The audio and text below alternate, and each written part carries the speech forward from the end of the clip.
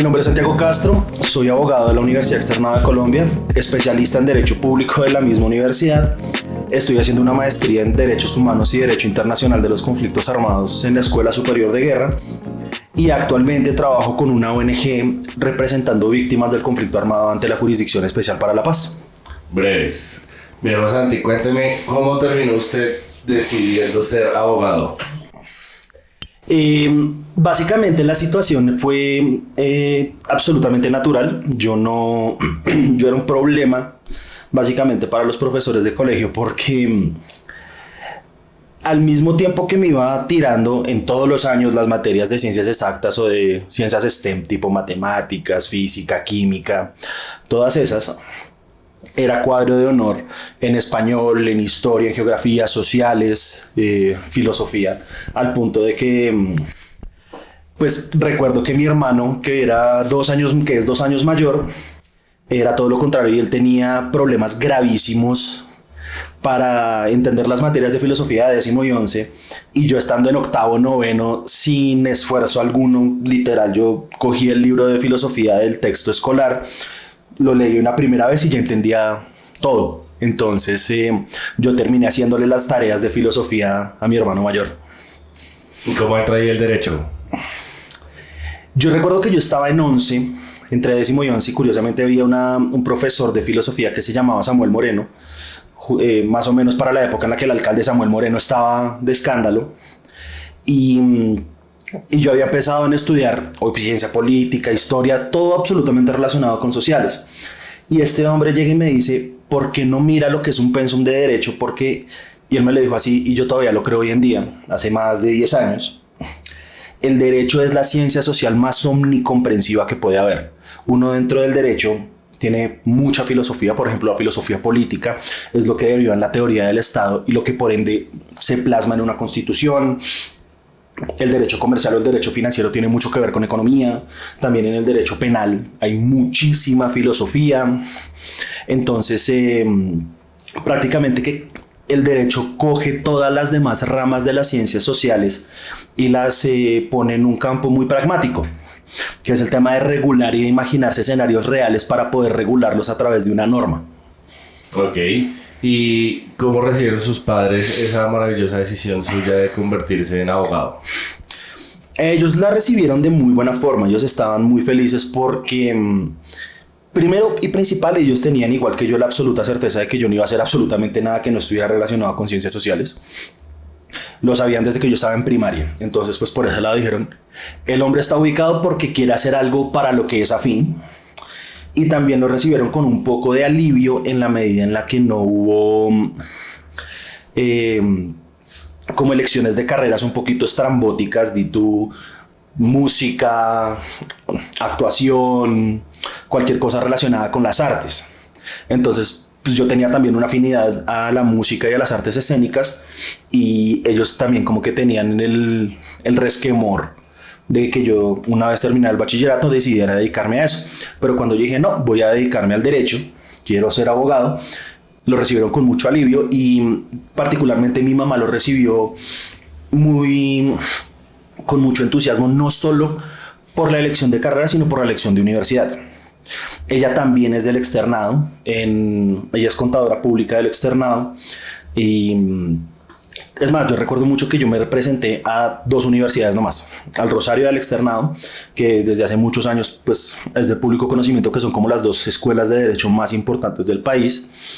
Pasé a ambas, pero en ese momento el externado era anual y el año estaba como en 11 millones de pesos, el año. Y sumado a esto, que estaba más barato el semestre que en el Rosario, yo tuve un 10% de descuento en todos los 10 años, en todos los 5 años de carrera, por ser hijo de externadista. Ah, ok, porque su madre también estudia, ya le hicieron descuentico. Del 10%, exacto. Ya. Y aparte también había como un amor muy grande de mi mamá a la universidad, al externado, entonces ella estaba muy emocionada y de hecho me acompañó varias veces a mostrarme el campus y demás cuando yo tomé la decisión. Vea, yo quisiera saber qué expectativas tenía usted con la carrera. O sea, cuando usted entró, ¿qué expectativas tenía? Principalmente 2. La primera era una derivada de como de un orgullo juvenil un poco pendejo, que era a ver si efectivamente fue como me lo pintaron, si efectivamente yo voy a poder hacer todo esto, si sencillamente me van a poner a aprenderme los artículos de la Constitución, del Código Civil, del Código Penal, así como si fuera un ejercicio muy memorístico.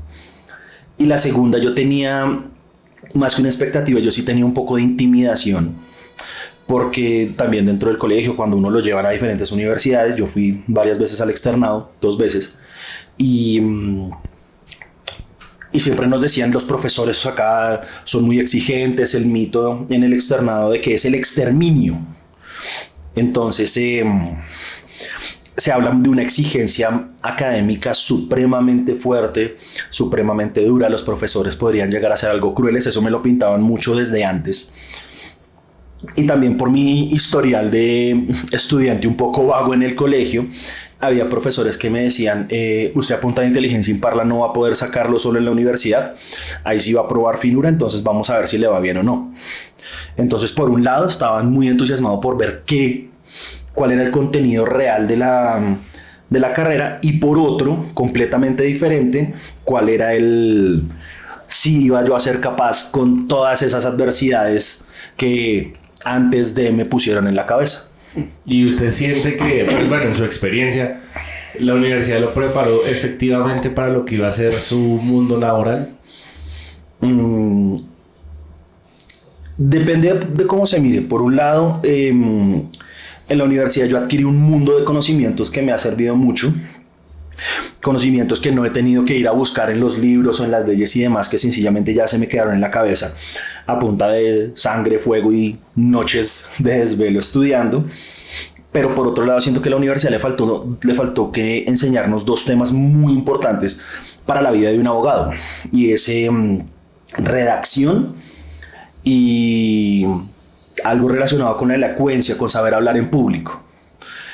El externado en esa época tenía un método que era de exámenes orales. Nosotros teníamos el chiste de que eran exámenes pornográficos, porque eran orales y se entraba todo.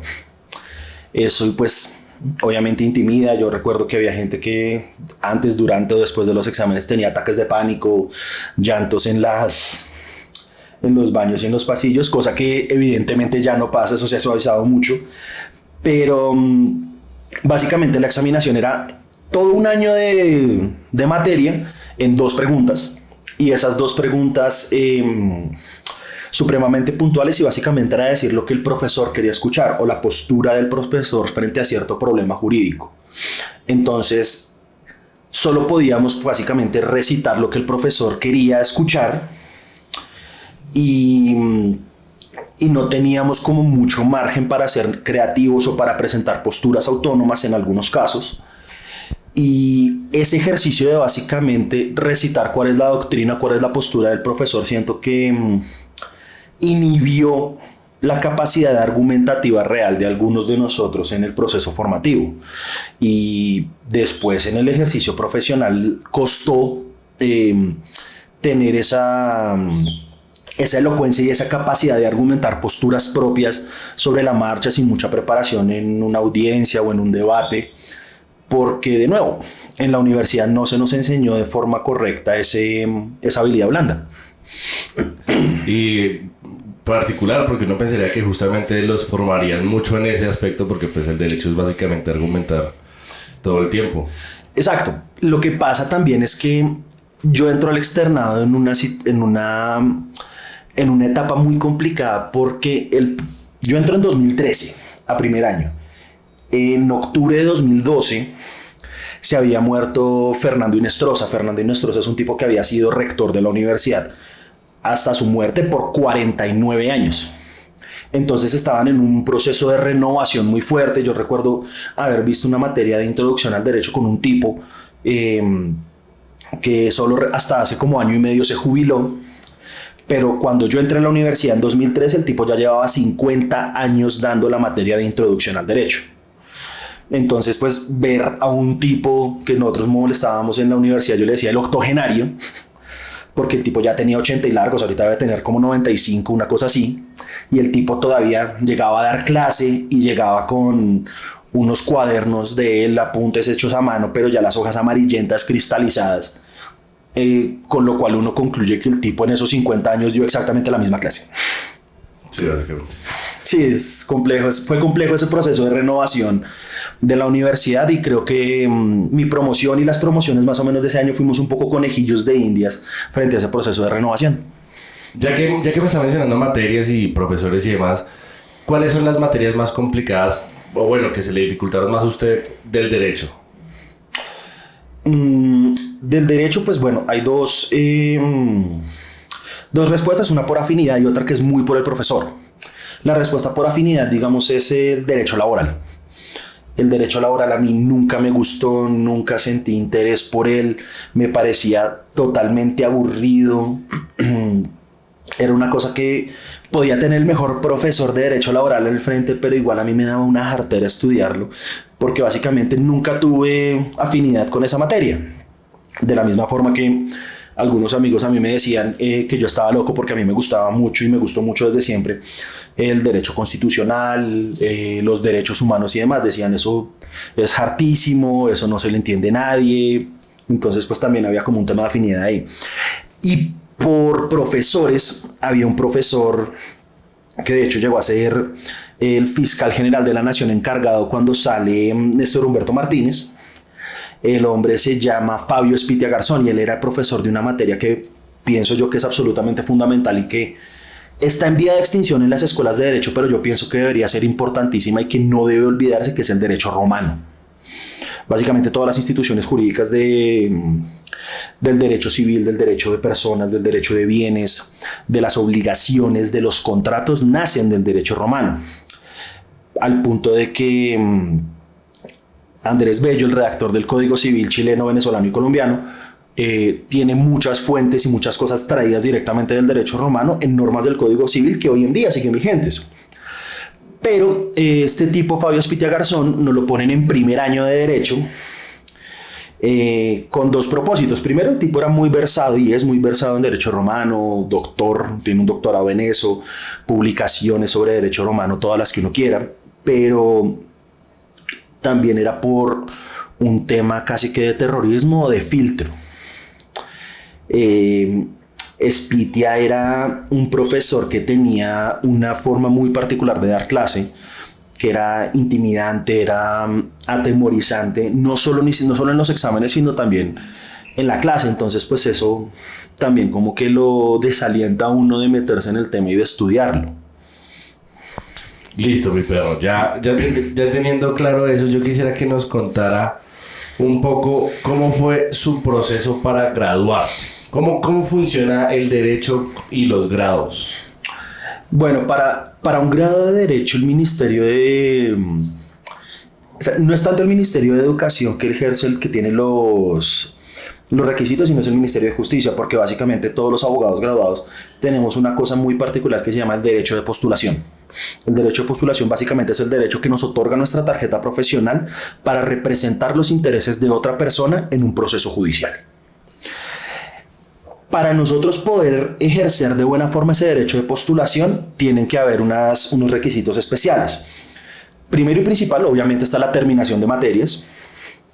Y ahí hay una opción de grado que puede ser o un trabajo de grado, una tesis, que fue lo que yo hice derivado de una línea de investigación, o también se puede hacer una cosa que se llama la judicatura. La judicatura es básicamente uno entrar a una institución pública o a una institución privada que esté acreditada por el Ministerio de Justicia y del Derecho a trabajar ya sea 6, 9 o 12 meses en alguna labor, y una vez cumplido ese periodo le otorgan a uno un certificado que vale como ese requisito de grado para poder optar al título. Adicionalmente a eso, también nosotros tenemos que aprobar un año de consultorio jurídico, que es un servicio social y público que tienen los estudiantes de los últimos semestres o de último año de derecho en general en el país,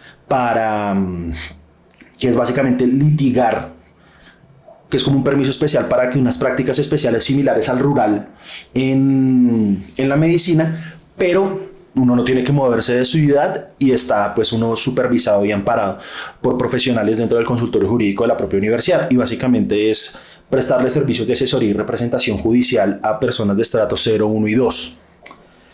Y por último, la lista es larga, yo lo sé, por último están los preparatorios. Los preparatorios también son unos exámenes especiales que son muy variables de acuerdo a la universidad, pero también son como unos exámenes finales que dan cuenta de todo lo aprendido dentro de los 5 años de carrera. Al final, ya después de haber terminado materias y con ese requisito aprobado, todo eso ya, esas 4 cosas listas, ya uno puede optar al título de abogado. En el caso particular del externado eran 5 preparatorios. Derecho público, que tiene que ver con derecho constitucional, derechos humanos, derecho internacional público, que también es un tema de derechos humanos, derecho a los tratados y demás, derecho administrativo, que es básicamente todo lo que regula la rama ejecutiva del poder público, y ya, eso era derecho público. Derecho laboral, que era laboral individual, que son las relaciones empleador-trabajador, laboral colectivo, las relaciones entre sindicatos y empresas o empleadores, y procesal laboral, que son las normas de procedimiento de los procesos judiciales de la jurisdicción laboral. Derecho penal, lo mismo. Penal, pues todo lo que tiene que ver con la parte de los delitos y tal, y también con las normas que regulan los procesos penales. Y privado 1 y privado 2, que privado 1 era todo lo que tiene que ver con derecho procesal, lo que rigen los procesos, los juicios, derecho de familia, derecho de bienes y derecho de personas. Y privado 2 era ya obligaciones, contratos y derecho comercial. Y uno tiene que pasar a probar los 5 para poder tener ese requisito de preparatorios completo. Bastante exigente. Yo quisiera saber cómo le fue a usted en sus primeras búsquedas de trabajo. ¿Cómo le fue entrando al mundo del mercado laboral? Fue bastante difícil porque yo había tenido ya experiencias tanto investigativas como profesionales o como pues laborales antes del grado, muy específicamente en temas de justicia transicional, de derechos humanos, de derecho internacional de los derechos humanos, y el mercado laboral para esa parte específica del derecho es bastante restringido, especialmente para una persona que no tiene una experiencia profesional previa. Pues entramos un poco también en una ironía que es para todas las profesiones, creo yo, que es: no me contratan porque no tengo experiencia y no tengo experiencia porque no me contratan. Entonces estamos en un círculo vicioso. Yo duré después del grado unos 5 meses buscando sin éxito, hasta que por cosas de la vida yo encuentro una oferta laboral para ser contratista en la Jurisdicción Especial para la Paz, en la JEP. Fue como un poquito de rebote, pero pues yo entro ahí básicamente a apoyar a una de las salas que estaba absolutamente congestionada, y entro a apoyar ese plan de descongestión, y ahí terminé durando casi 2 años y medio. Después vuelvo, también decido por situaciones personales y por falta de oportunidades de crecimiento, pues ser contratista y no trabajador también tiene sus complicaciones. Vuelvo a buscar activamente, y también ahí en ese momento duró otros 6 meses sin trabajo. O sea, según le estoy entendiendo, su carrera es altamente demandada, pero como en ciertas condiciones muy particulares. En ciertas condiciones y en ciertas especialidades muy particulares. Por ejemplo, hay muchos grupos de WhatsApp y de Telegram donde se comparten ofertas laborales para abogados constantemente, y la grandísima mayoría de ofertas llega para abogados en procesos ejecutivos, que es básicamente procesos de cobranza judiciales, o derecho laboral, que es básicamente demandando empresas por violación a los derechos laborales, o inclusive en derecho de familia para manejar divorcios y demás. Hay otras áreas del derecho que son mucho más especializadas, como son mucho más de nicho, como en la que yo estoy, en las cuales es más difícil entrar. Por ejemplo, el derecho tributario. Los abogados tributaristas no es tan frecuente de verlos, entonces más difíciles de ubicarse laboralmente. La gente que nos dedicamos a los derechos humanos y al derecho constitucional también tenemos pocas opciones, que es básicamente o ser servidores públicos o trabajar en ONGs. Yo he hecho ambas. Primero fui servidor público en la JEP y ahorita estoy con una organización no gubernamental de derechos humanos. Y así, la otra opción, que es la sobre la cual también hay muchos chistes, es uno entrar a litigar solo, no buscar un empleador fijo, sino empezar a cobrar, empezar a buscar clientes para uno representarlos judicialmente, y por eso se cobra. Y pues ahí básicamente también, ahí aprovecho para decir que hay básicamente dos formas en las que un abogado litigante cobra por sus servicios. La primera es cobrar una tasa fija por cada acción procesal que se tome. Es decir, por ejemplo, Sebastián a mí me dice, quiero demandar a la constructora de este conjunto por algo que se llama los vicios redhibitorios. Básicamente que yo compré un bien y ese bien tenía vicios ocultos que solo se manifestaron después de cierto tiempo de uso del bien. Entonces yo le digo, listo, perfecto, yo te llevo el proceso, Sebastián, pero yo por esta consulta te voy a cobrar 250,000 pesos. Si decides, vamos a presentar la demanda, presentamos la demanda y esa presentación de demanda te voy a cobrar 2,5 millones. Si la audiencia inicial se da, te cobro otro tanto, y así va cobrando hasta el fin del proceso. La otra es lo que se llama cuota litis. Por ejemplo, a Sebastián lo atropella un furgón de la policía o un furgón del ejército. Ahí se podría demandar a la policía o al ejército por ese daño. Y como yo como abogado entiendo que puedes salir de ese proceso una indemnización bastante buena, yo le digo, listo, Sebas, yo no te voy a cobrar nada por la gestión, pero en caso de que ganemos, tú me das el 25% de lo que te dé. Esas son las dos formas de cobrar de un abogado litigante. Ok. Sí, conocía la segunda.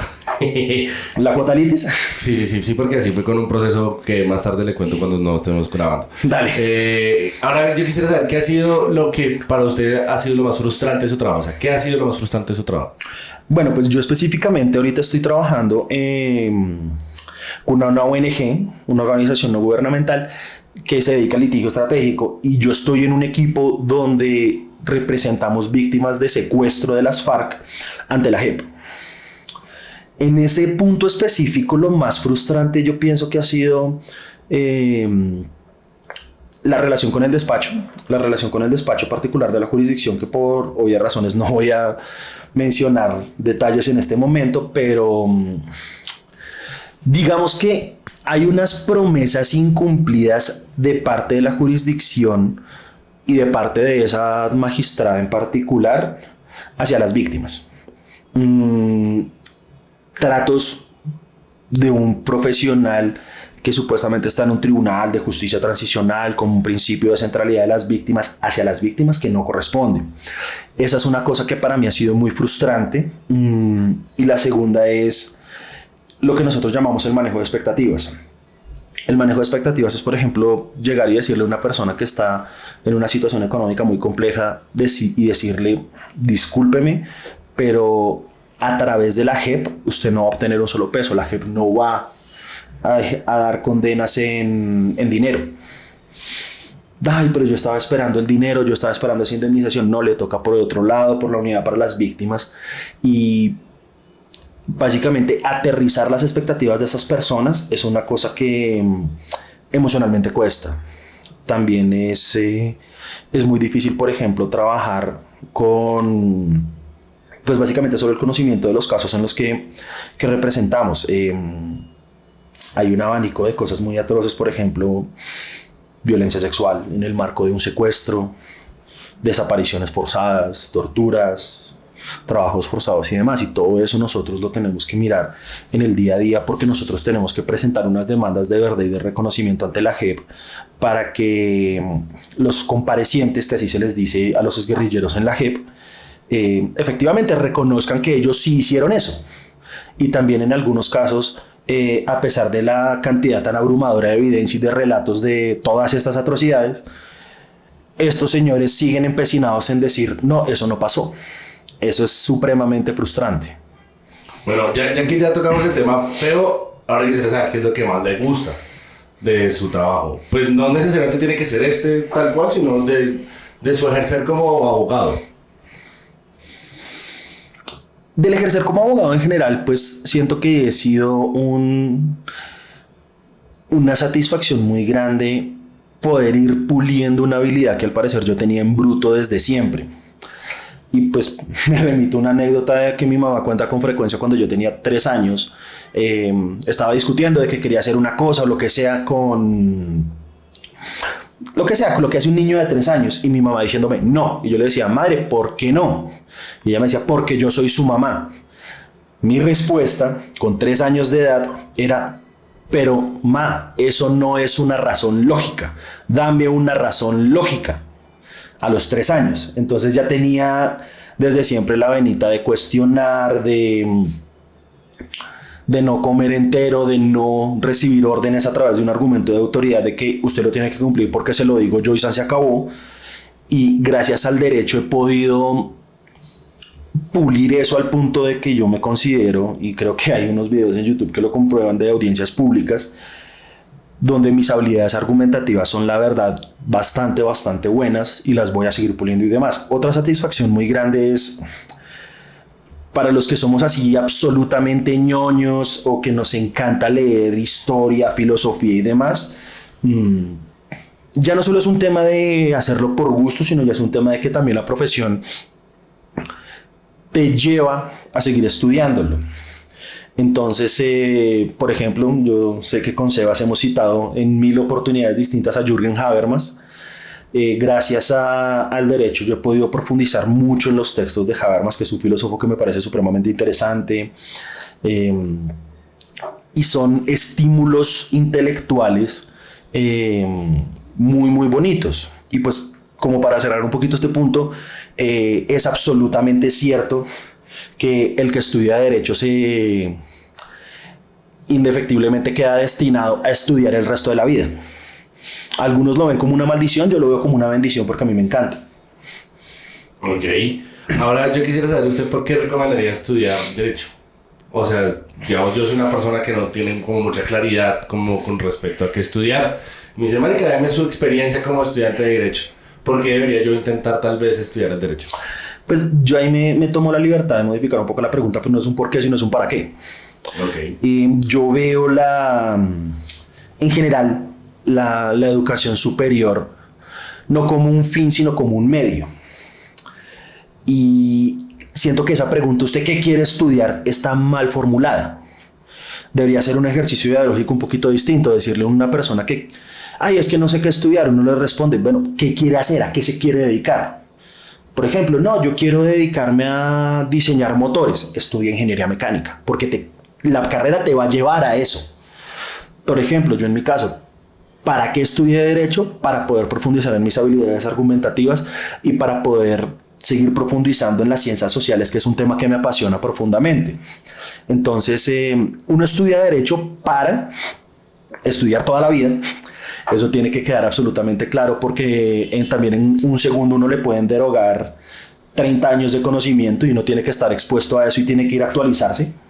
Porque ¿qué pasa si la ley con la que uno había trabajado toda la vida se deroga, la modifican y demás? Pues queda uno completamente perdido si no se sigue actualizando. Y segundo, creo que el derecho es una gran herramienta para la transformación social.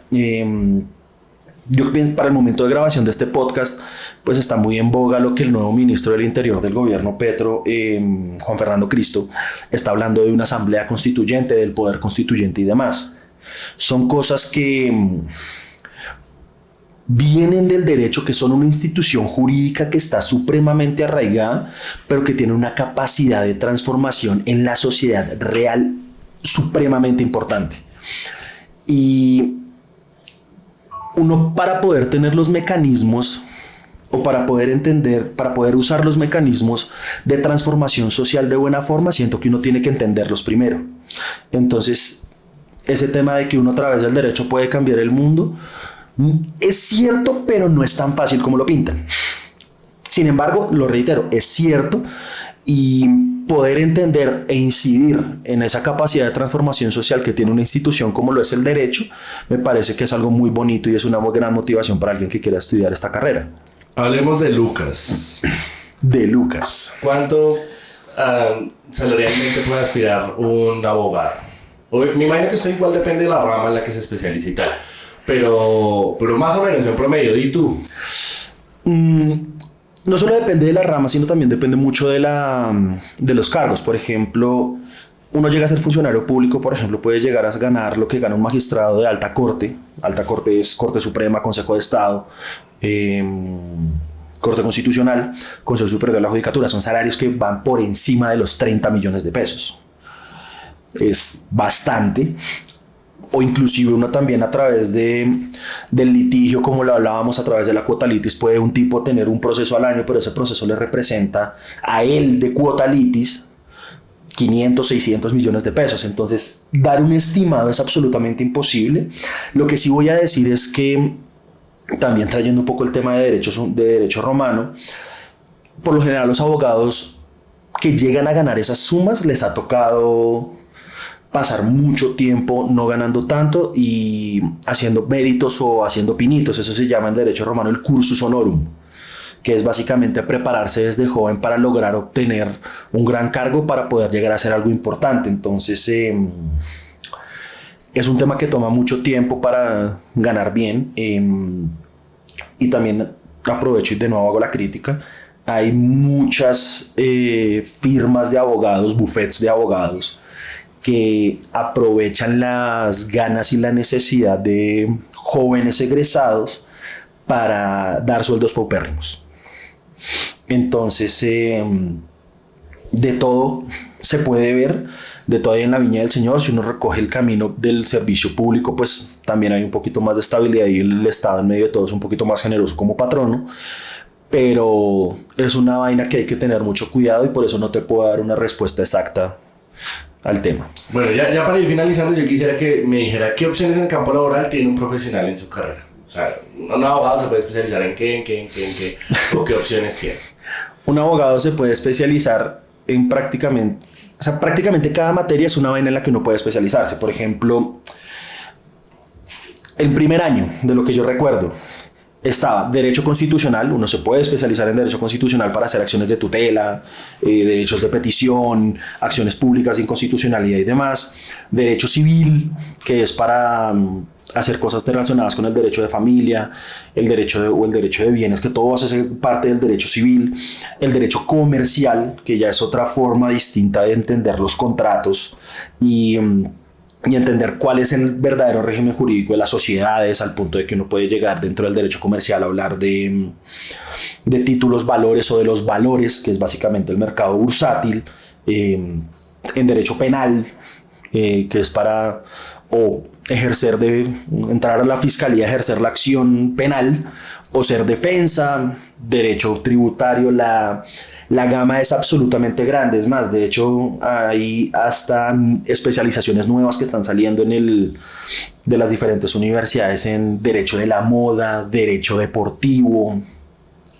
Y creo que el Rosario, en esto puedo estar equivocado, pero creo que el Rosario ya está pensando en sacar una especialización sobre derecho del entretenimiento, que es básicamente mirar cómo se mueven los contratos en la industria musical, en la industria de la actuación o de la televisión y el cine y demás. Entonces la gama es increíblemente amplia. Eso estoy notando. Y ya para finalizar, Viejo Santi, regáleme unas conclusiones de por qué el derecho es chimba. ¿Quién lo llenó del derecho? Me cuenta un poquitico de esa experiencia. El derecho es una chimba porque el derecho te puede ayudar a entender prácticamente cada fenómeno social. Prácticamente cada cosa o cada gran aspecto de la sociedad tiene una norma en particular. Por eso nosotros tenemos tantas leyes. Y entender el deber ser, que es lo que se representa en la norma, me ayuda mucho a entender qué es lo que no funciona, qué funciona bien, qué funciona mal, qué no funciona tan bien de la sociedad. Entonces yo siento que a través de los lentes del derecho uno puede lograr un entendimiento supremamente profundo de la sociedad. Y para terminar, doy un ejemplo que me daba un profesor de Derecho Penal de la universidad, y era uno para poder entender qué tipo de sociedad está en un país en particular, uno tiene que ver el código penal de ese país, porque el código penal son los delitos y los delitos son las transgresiones más graves al orden social y eso implica inherentemente un juicio de valoración. Entonces, si una sociedad decide que algo es un delito, es porque prioriza mucho eso. Y si algo no es delito, sino que es más bien una contravención o sencillamente es algo que no está castigado, pues también refleja mucho cuáles son los valores de esa sociedad.